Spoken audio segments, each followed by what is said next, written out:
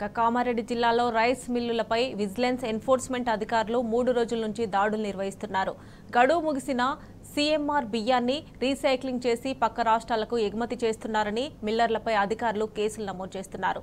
ఇప్పటివరకు జిల్లాలో 36 rice మిల్లులను black లిస్టులో పెట్టారు అధికారులు. దీనికి సంబంధించిన మరింత సమాచారం కామారెడ్డి నుంచి మా ప్రతినిధి రవీందర్ అందజేస్తారు.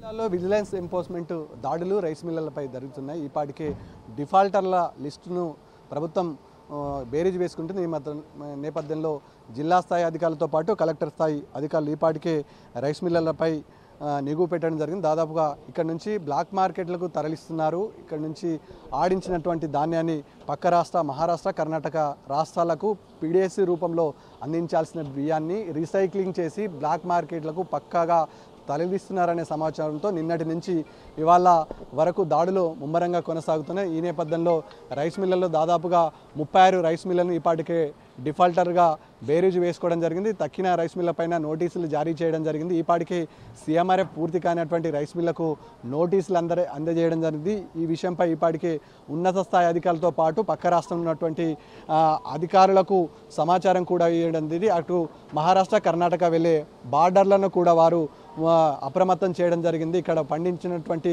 ధాన్యాన్ని ఇక్కడ ఆడించినటువంటి రైస్ని పక్క రాష్ట్రాలకు ఎగుమతి చేస్తున్నారనే ఆరోపణలు కామారెడ్డి అదేవిధంగా ఉమ్మడి నిజామాబాద్ జిల్లా వ్యాప్తంగా ఈ విషయం హాట్ టాపిక్గా మారుతుంది. ఈ నేపథ్యంలో 2 గుంపులుగా ఏర్పడినటువంటి ఎన్ఫోర్స్మెంట్ విజిలెన్స్ అధికారులు ఈపాటికి క్షేత్రస్థాయిలో ప్రతి రైస్ మిల్లు క్షుణ్ణంగా వాళ్ళకి సేకరించిన ధాన్యం ఎంత, వారు సీఎంఆర్ రూపంలో ధాన్యాన్ని అదేవిధంగా బియ్యాన్ని ఆడించిన తర్వాత అందిస్తున్నటువంటి రైస్ ఎంత అనే అంశంపైన ఈపాటికి ఒక లెక్కకు రావడం జరిగింది. ఈ నేపథ్యంలో కామారెడ్డి జిల్లా వ్యాప్తంగా ప్రస్తుతానికి 36 రైస్ మిల్లు డిఫాల్టర్గా చేర్చడం జరిగింది.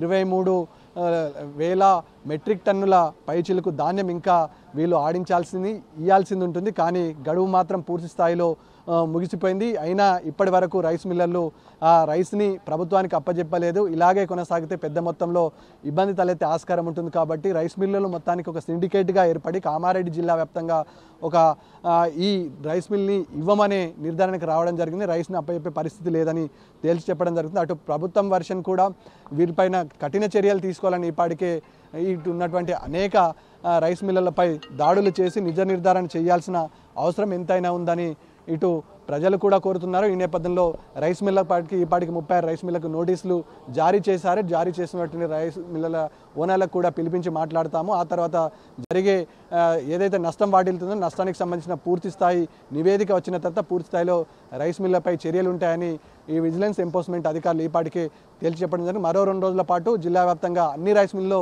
దాడులు జరిగే ఆస్కారం ఉంటుంది. క్షేత్రస్థాయిలో పరిశీలిస్తే తప్ప ఎంతవరకు ఫ్రాడ్ జరిగింది, ఎక్కడి నుంచి ఎక్కడికి బియ్యాన్ని తీసుకెళ్ళడం జరిగింది, పక్కన ఉన్నటువంటి మహారాష్ట్ర కర్ణాటక రాష్ట్రాలకు ఇక్కడ తెలంగాణ రాష్ట్రం నుంచి బియ్యాన్ని రీసైక్లింగ్ చేసి పంపిస్తున్నారని ప్రధానంగా ఆరోపణలు ఉంటాయి. విజిలెన్స్ ఎన్ఫోర్స్మెంట్ అధికారులు పక్కన ఉన్నటువంటి మెదక్ జిల్లా అధికారులు క్షేత్రస్థాయిలో ఉమ్మడి నిజామాబాద్ జిల్లా వ్యాప్తంగా పర్యవేక్షణ చేస్తున్నారు, పరిశీలిస్తున్నారు.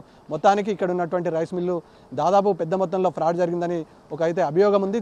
లెక్కలైతే ఈపాటికే స్థానికంగా ఉన్నటువంటి అధికారులతో పాటు జిల్లా కలెక్టర్ పూర్తి స్థాయిలో నివేదిక తెప్పించుకునే పనులున్నారు. ఎంత మేరకు నష్టం జరిగిందనే అంశం పైన లెక్కలు తేలిస్తే తప్ప ఈ రైస్ మిల్లర్లో ఆగడాలు అదేవిధంగా ఇతరత్ర అంశాలపైన జిల్లా వ్యాప్తంగా ఒక చర్చనీయ అంశంగా మారుతున్న సందర్భం కూడా స్పష్టంగా కనబడుతుంది. దాదాపుగా 2 రోజుల పాటు ఈ చర్చ జరుగుతుంది. ఈ నేపథ్యంలో రైస్ మిల్లర్లు అదేవిధంగా ఇక్కడ ఆడించినటువంటి ధాన్యాన్ని పట్ల పూర్తి నివేదిక పంపాలని రాష్ట్ర ప్రభుత్వం ఈపాటికే జిల్లా కలెక్టర్కి ఆదేశాలు జారీ చేయడం జరిగింది. Vote studio.